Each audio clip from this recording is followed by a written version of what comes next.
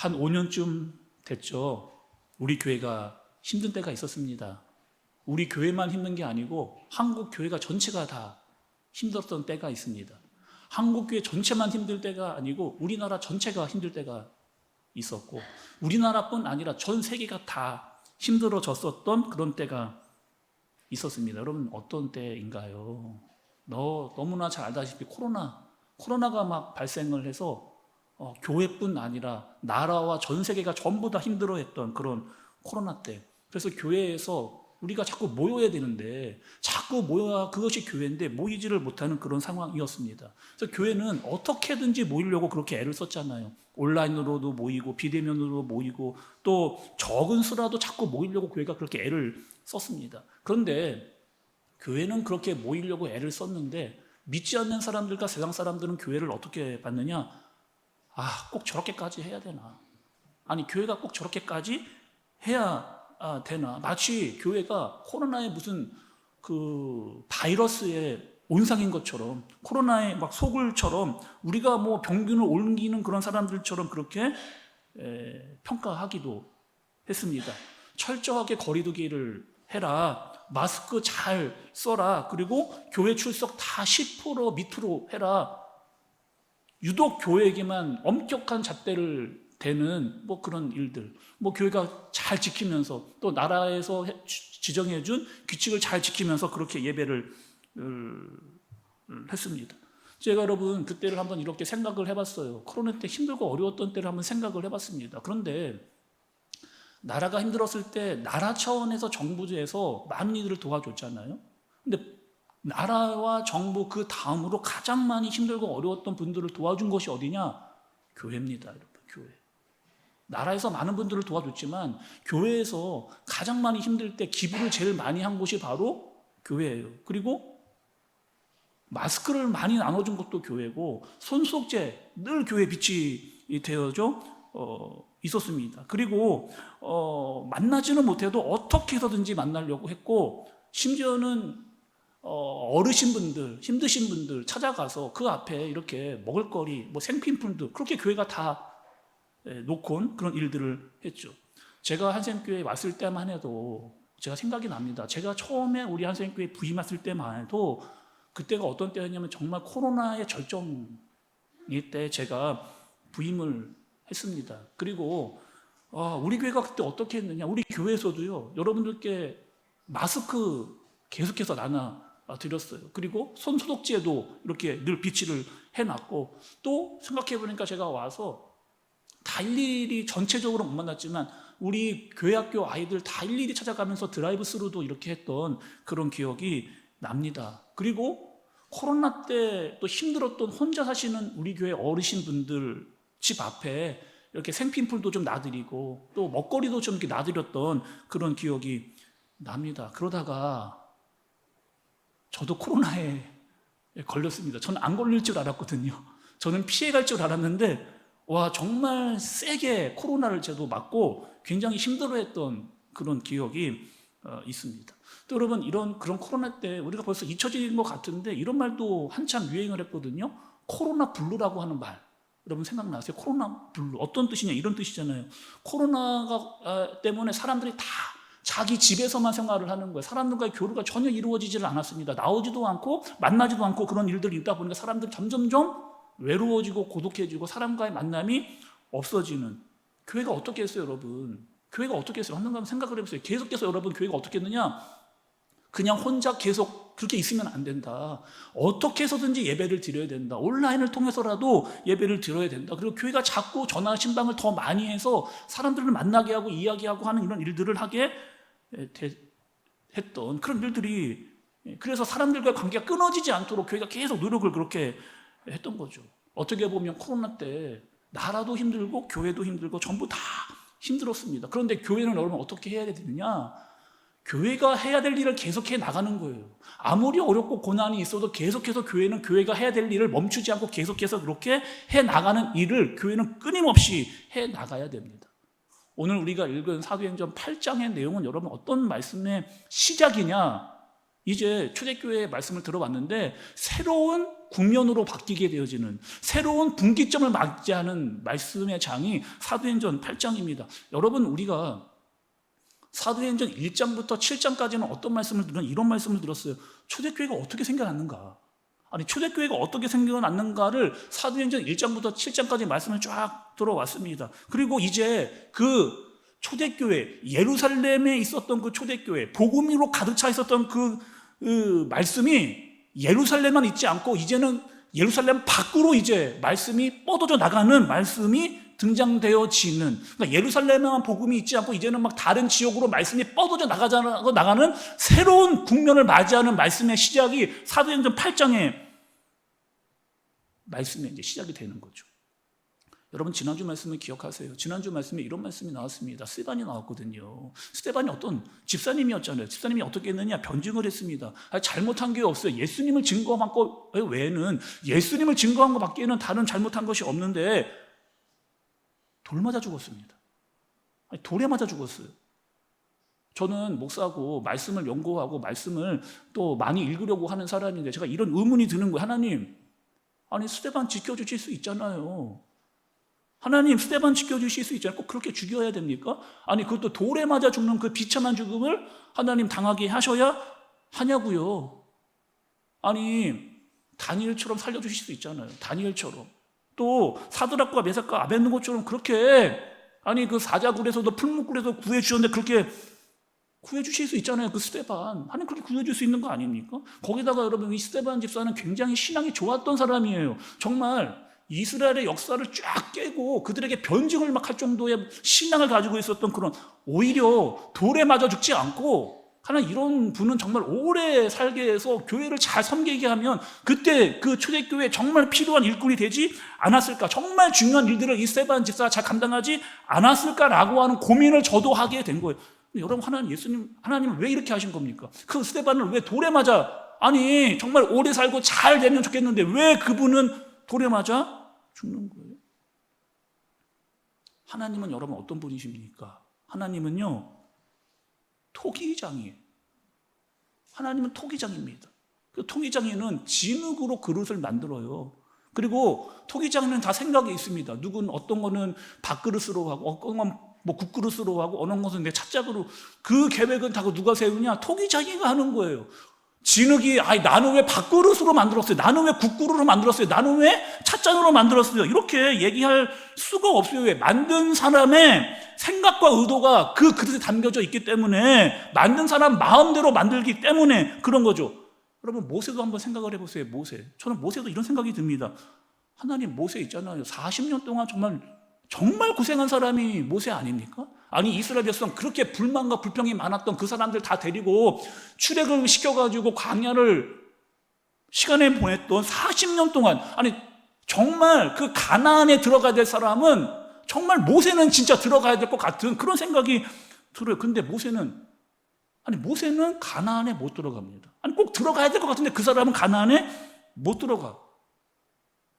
모세의 사명은요, 하나님께서 모세에게 맡기신 역할은 거기까지였던 겁니다. 가나안까지 데리고 가는 것, 그 코앞까지 데려가는 것, 그것이 하나님께서 그에게 맡기신 역할이고 사명이었던 거죠. 모세는 이런 불만했을까요? 하나님께 원만 불평 여러분 했을까요? 여러분, 말씀을 읽어보세요. 말씀을 읽어보시면 모세가 이렇게 이야기합니다. 하나님 앞에, 하나님 정말 내가 여기까지 온 거, 내가 여기까지 온 거, 이스라엘 백성들이 그 많은 사람들을 데리고 이 가나안 코앞까지 온 거, 이거 정말 내 힘으로는 정말 할 수 없는 것이고 하나님의 은혜였습니다라고, 절대 내 힘으로는 할 수 없습니다라고 하는 고백을 모세가 하나님께 하면서 이스라엘 백성들에게 마지막으로 유언을 넣게 하잖아요. 이스라엘 백성들아, 절대로 하나님 잊어버리지 말아라. 정말 하나님을 잊지 말고 하나님의 말씀대로는 가나안 땅에 들어가서 너는 그렇게 살아야 된다라고 모세는 끝까지, 죽을 때까지 하나님의 마음을 알아서 그 말씀을 증거했던 사람이 바로 모세였던 거죠. 지난주에 스데반 집사가 죽었습니다. 어려움이 있었어요. 교회에 환난과 어려움이 생긴 겁니다. 근데 그 어려움과 고난이 스데반이 죽는 것으로 끝나지를 않는 거예요. 여러분, 오늘 말씀을 좀 보시기 바랍니다. 3절의 말씀을 좀 보세요. 사울이 교회를 장멸할 새 각 집에 들어가 남녀를 끌어다가 옥에 넘기니라. 사울이 교회를 잡멸할세 각 집에 들어가 남녀를 끌어다가 옥에 넘기니라. 여기서의 잡멸할세라고 하는 뜻은 이런 뜻이에요. 헬라어로 리마리오라고 하는 그런 뜻을 가지고 있습니다. 뭐라고요, 여러분? 파괴하고 황폐하게 하고 학대하고 해치는 그런 일. 마지막에 보니까 맹수가 먹이를 갈기갈기 찢다. 맹수가 먹이를 갈기갈기 찢다 할 정도로의 핍박. 여러분 가끔 동물의 왕국 보신 적 없어요? 동물의 왕국 여러분 보신 적? 저 가끔 어릴 때 많이 봤는데 그 사자가요 어린 사슴 새끼를 잡으려고 할 때 여러분 어떻게 합니까? 최대한 가까이 가거든요. 사자가 최대한 가까이 들어가가지고 풀숲에 숨어 있습니다. 풀숲에 있다가 이때가 기다려오면 확 튀어나가가지고 그 어린 사슴 새끼 어디를 물까요, 여러분? 가장 치명적이고 한 번 물면 끝나는 목을 물어요. 목을 물어서 어떻게 하는 겁니까? 이 사자가 막 흐러제끼는, 꼼짝 못해서 그 사슴이 숨통이 끊어지는 거기를 바로 사자가 무는 거죠. 흔들어 제껴서 꼼짝 못해서 숨이 끊어질 정도의 압박을 가하는 그런 일을 지금 누가 했느냐? 사울이 한 거예요.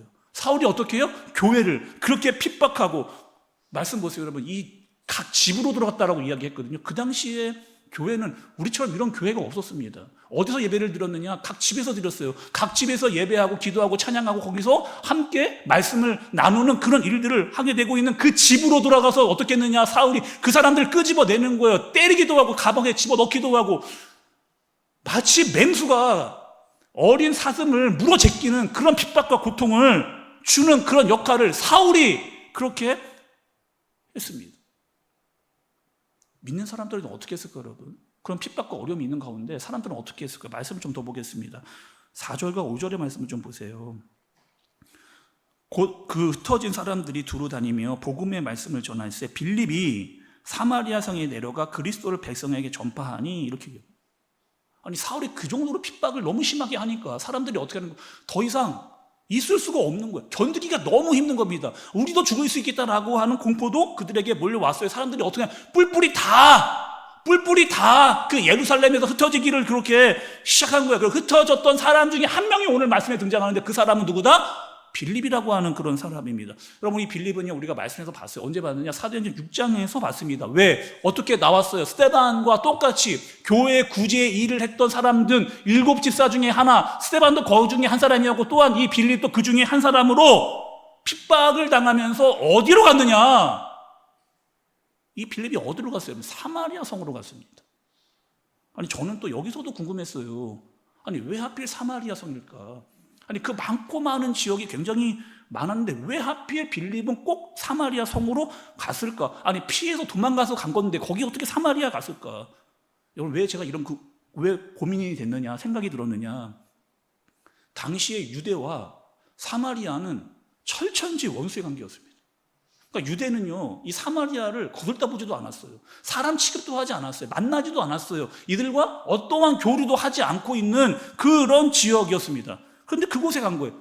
자, 여러분, 그 사마리아에 대한 간략한 설명을 여러분께 좀 드려볼게요. 예수님께서 사마리아 지역으로 가시잖아요. 예수님께서 사마리아 지역에 가셨습니다. 거기 누구를 만나느냐? 사마리아 여인을 만납니다. 그때 정오 가장 뜨거웠을 때 예수님이 그 사마리아 여인에게 뭐라고 이야기해요? 나에게 물 좀 달라. 예수님이 그 여인에게 나에게 물 좀 달라 그 이야기했어요. 근데 그때 그 여자가 했던 말이 있잖아요. 예수님께 뭐라고요? 어떻게 당신은 유대인인데 나에게 물을 달라고 합니까? 아니, 한 번도 유대인이 나에게 물 달라고 해본 적이, 그러니까 그만큼 그런 교류도 없고 그런 말 나눔도 아무것도 없었던 바로 그런 지역이 사마리아라고 하는 지역입니다. 자, 여러분, 여기서 조금 잘 들어보세요. 여러분, 이 유대와 이 사마리아의 역사가 있습니다. 좀 이 부분을 좀 들으시면 이해가 훨씬 더, 이 사마리아 지역에 빌립이 간 것이 어떠한 의미가 있는지를 더 깊이 헤아릴 수가 있는데, 여러분 한번 생각을 해보세요.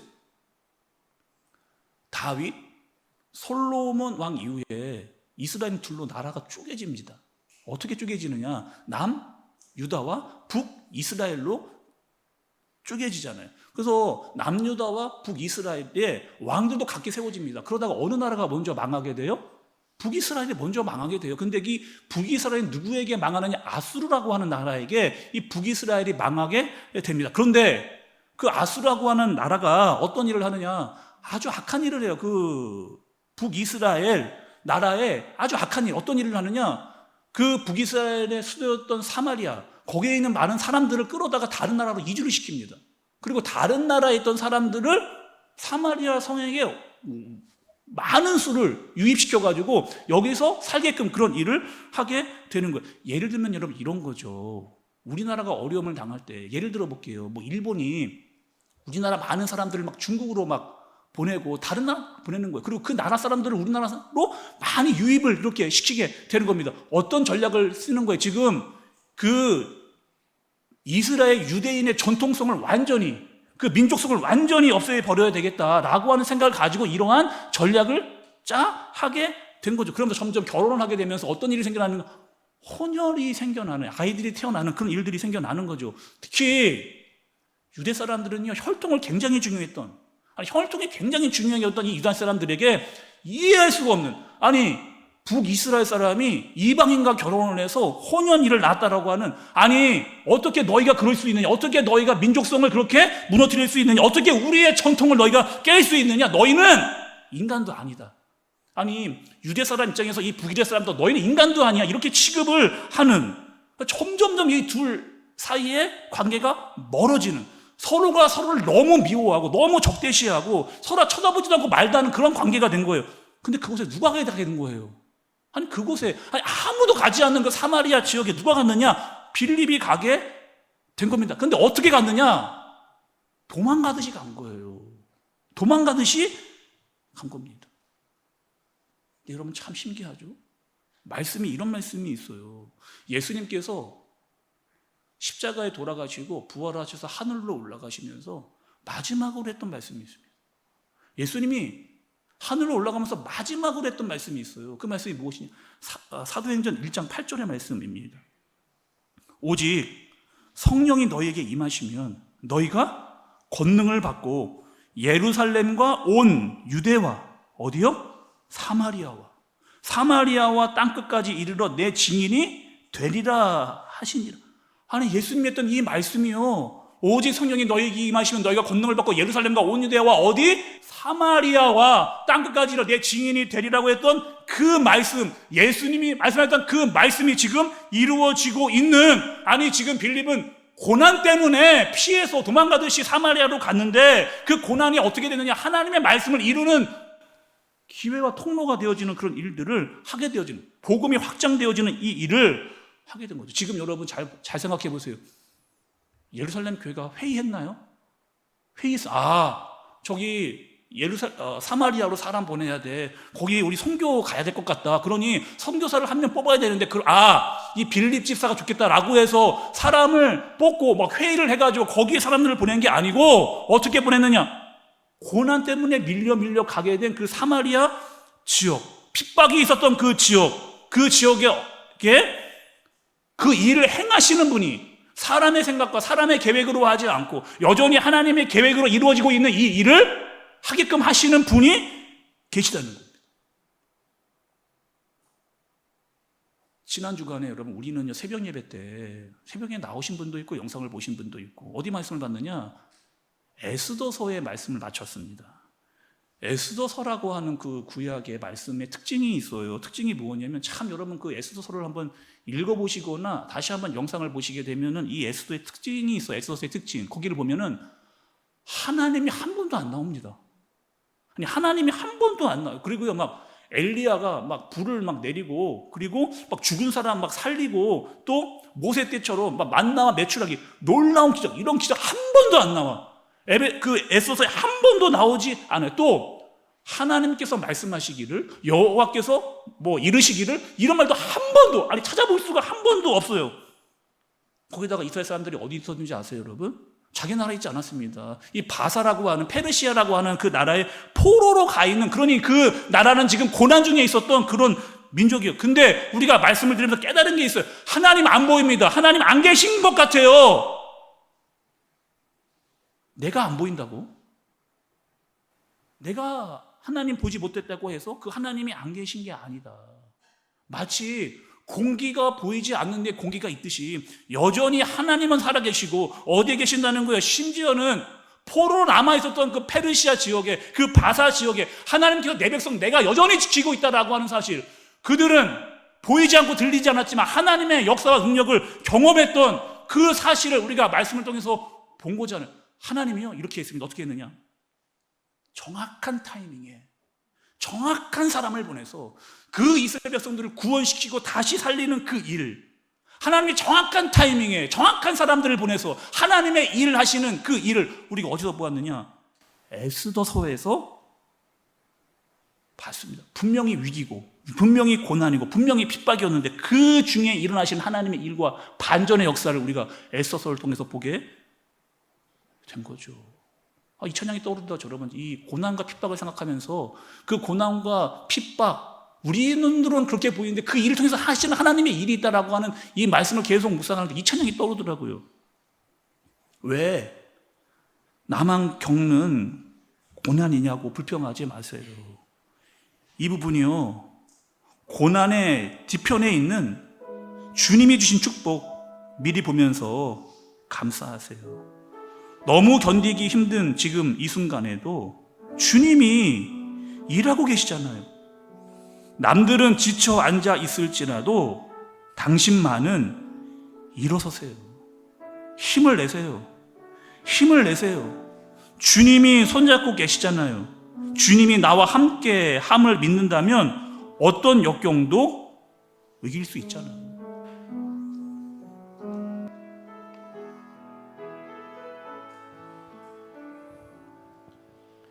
왜 나만 겪는 고난이냐고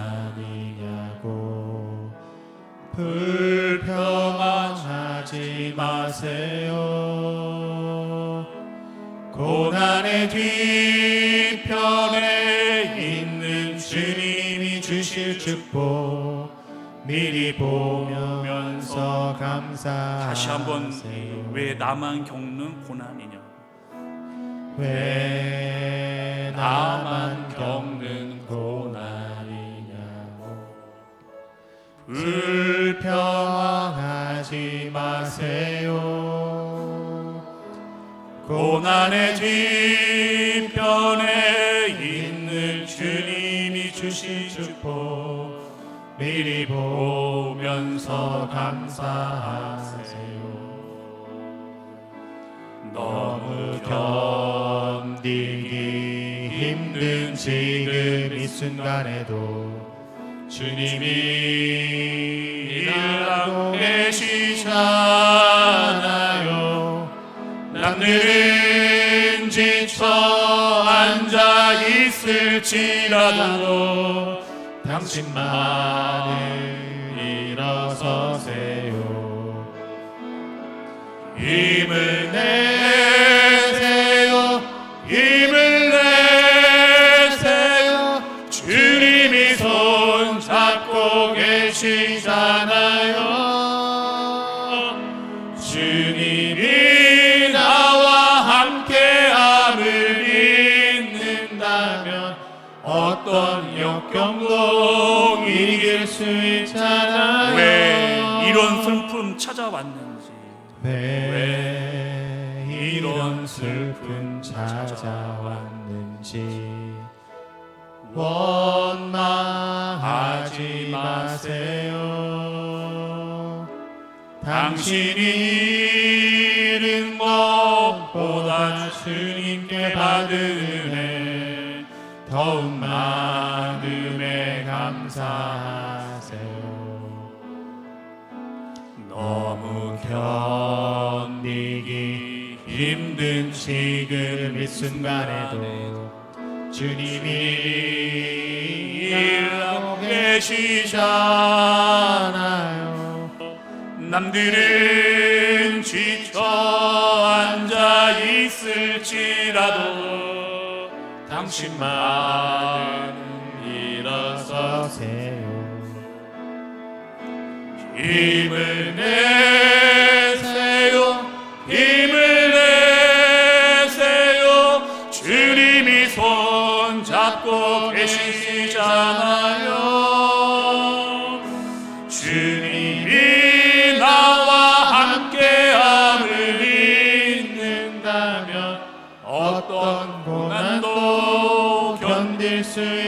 힘을 내세요. 힘을 힘을 내세요. 내세요.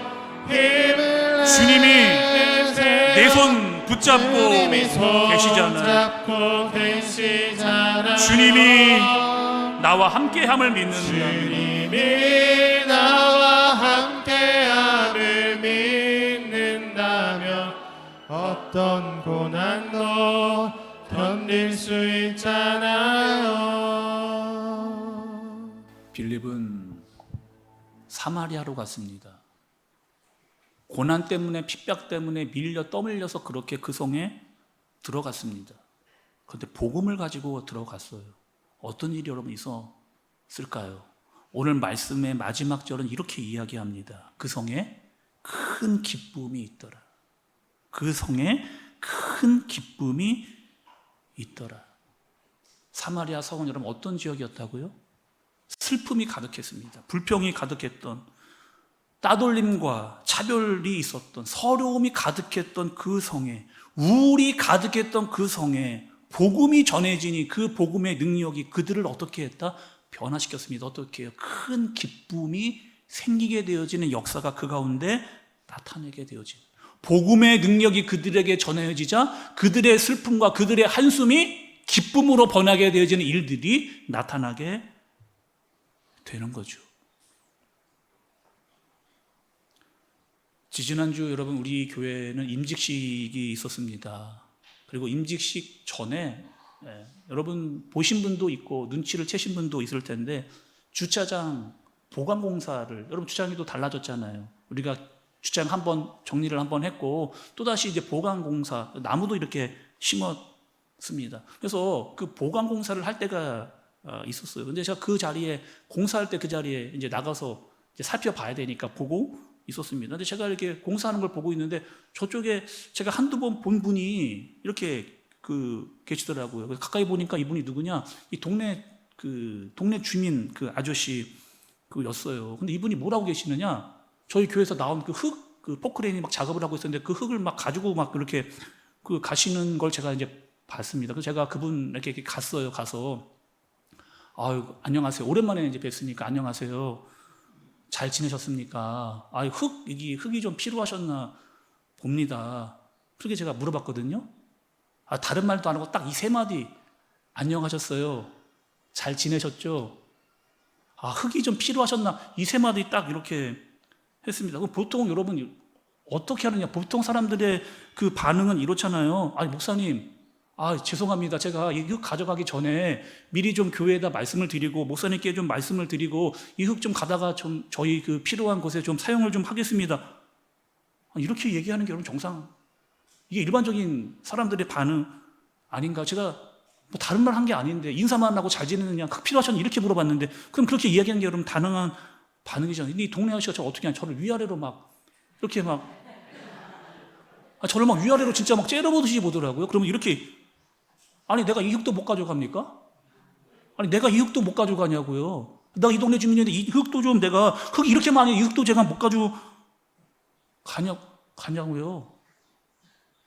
이게 도대체 뭔 상황이죠? 여러분 제가 그 반응을 듣는데 좀 너무 한편으로는 어이가 너무 없는 거예요.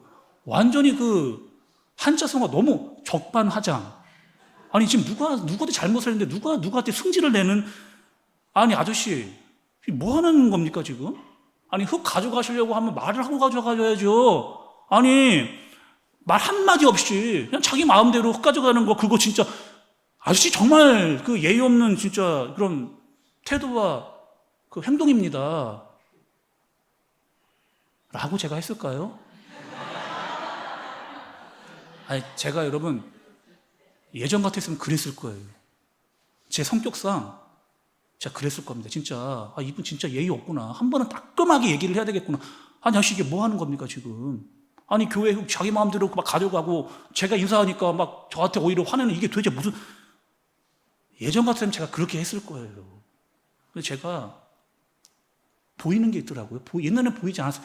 보이는 게 있어요. 뭐냐면 이분이 땀을 너무 흘리고 그러니까 이미 있잖아요. 이 흙을 여러 번 왔다 갔다 이미 여러 번 갔다 갔다 한 거 이미. 근데 제가 땀 흘린 그분을 봤습니다. 그리고 제가 그분의 반응에 똑같이 반응하지 않고 제가 우리 식당에 와서요, 물도 따라서 얼음 담아서 그리고 가서 그분에게 이렇게 제가 드렸습니다. 그분의 반응은 어떻게 될까요?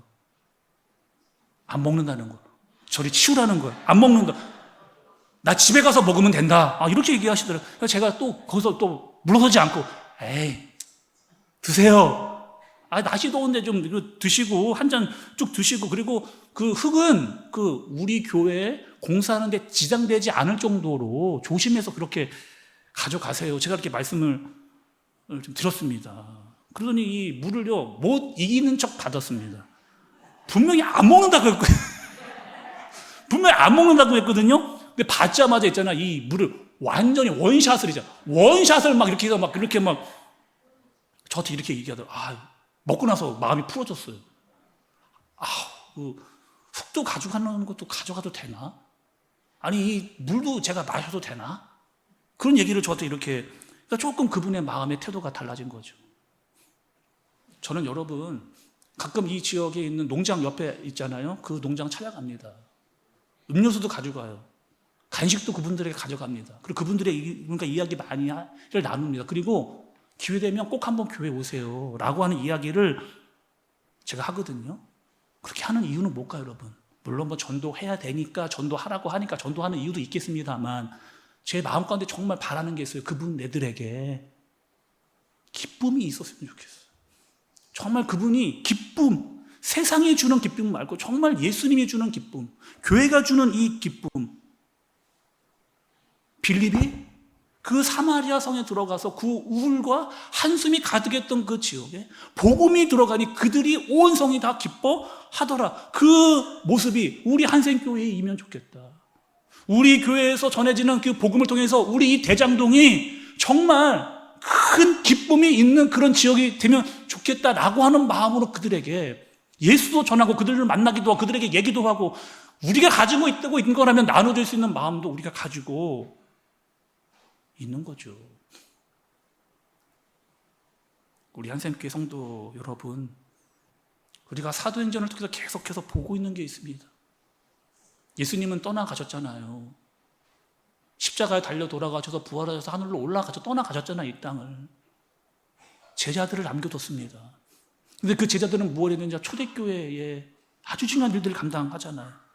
초대교회에서 베드로가 나오고, 초대교회에서 스데반이 나오고, 초대교회에서 다시 빌립이 나오고, 베드로와 스데반과 빌립으로 이어지는 계속된 복음이 계속 나오고 있는, 그리고 그들은 그 복음의 능력이 무엇인지를 알아서 그 복음의 능력으로 살 뿐만 아니라 그 복음을 증거했던, 그래서 가는 곳마다 그 복음으로 말미암아 기쁨의 능력을 경험했던 그런 일들이 지금 초대교회 예루살렘뿐 아니라 이 예루살렘을 벗어나 온 유대와 사마리아로 퍼지고 있는 그 핵심의 능력이 지금 본문을 통해서 나타나고 있는 겁니다. 여러분들 다 하나님이 부르셨잖아요. 여러분들에게 복음의 능력을 주셨습니다. 우리에게 기쁨이 세상에 아무리 주려고 해도 줄 수 없는 그 기쁨이 우리 안에 있거든요. 다시 하나님은 여러분들을 보내시는 거예요. 어디로 보내시느냐? 가정으로 보내는 거죠. 가정이라고 하는 그 성에 들어가서 이 복음의 능력을 여러분 전해야 되는 거죠. 남편과 아내와 자녀들에게 이 복음의 능력이 정말 살아있다, 능력이 있다, 이것이 기쁨의 능력이다라고 내 기쁨을, 내게 주신 그 기쁨을 우리 식구들에게 전하라고 하나님은 다시 우리를 보내시는 거잖아요. 우리를 직장으로, 우리를 사업장으로, 우리를 학교로 왜 보내시는 거예요? 가서 뭐 하라는 거예요? 우리가 받았던 그 복음의 능력과 그 복음의 기쁨을 그들에게도 전해서 그 온 성에 기쁨이 가득하더라. 세상은 여러분 어때요? 너무 한숨이 많은 곳입니다. 너무 죽음이 많은 그런 곳이에요. 다 힘들다라고 이야기하면 힘들어 죽겠다라고 하는 말을 달고 사는 그런 세상. 근데 그 빌립이 가는 순간 그 지역은 큰 기쁨으로 바뀌는, 저와 여러분들을 통해서 하나님 우리를 자꾸 보내시는데 한숨이 있는 그곳에 기쁨이 생겨나게 되어지는, 낙심이 가득한 그곳에 찬양이 살아나게 되어지는, 고난의 지평 가운데 하나님의 능력의 회복이 있고 축복이 있는 그 사실을 알려주는 그 기쁨의 능력을 전하는 도구로 사용되어지는 그래서 우리가 가는 그곳마다, 여러분, 정말 우리가 가는 그곳마다, 교회뿐 아니라 우리가 가는 그곳마다, 가정마다, 학교마다, 직장마다, 사업장마다 큰 기쁨이 생겨 나아지는 그런 경험을 할 수 있는 저와 여러분들 되어지시길 예수님의 이름으로 축복합니다.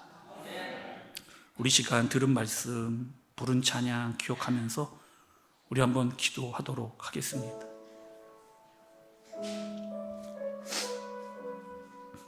여러분 어떠세요? 내가 가는 곳마다 기쁨이 있습니까?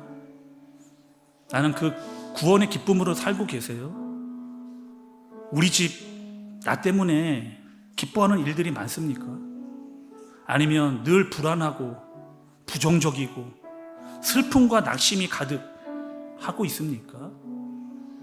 복음은 나를 다시 일으켜 세웠는데, 또 복음은 나에게만 머물러 있지 않는데, 그 복음이 식구들에게, 우리 교회 다른 성도들에게, 직장과 사업장과 학교 친구들에게 여러분쯤 전해지고 있나요? 그 기쁨이? 빌립은 다른 것 가지고 않았습니다. 뭐 돈 가지고, 지위 가지고, 권력 가지고 가진 게 아니에요. 복음을 가지고 갔습니다. 그 복음의 능력을 알았기 때문에. 피난 중이었어요. 고통 가운데 있었으며 도망치듯 갔습니다. 그런데 그 성이 큰 기쁨이 있더라. 하나님께서 우리를 보내시는 곳에 이런 기쁨이 있으면 너무 좋겠다. 나 때문에 우리 식구들이, 나 때문에 우리 교회가, 나 때문에 우리 대장동이, 우리 교회를 통해서 이 대장동이 만나는 모든 사람들에게 큰 기쁨이 있더라. 이 기쁨을 내가 먼저 누리고 전하는 자로, 하나님 우리 그런 교회, 그런 가정, 그런 사업장, 직장, 학교, 나를 통해 사용하여 주옵소서. 우리 함께 기도하도록 하겠습니다.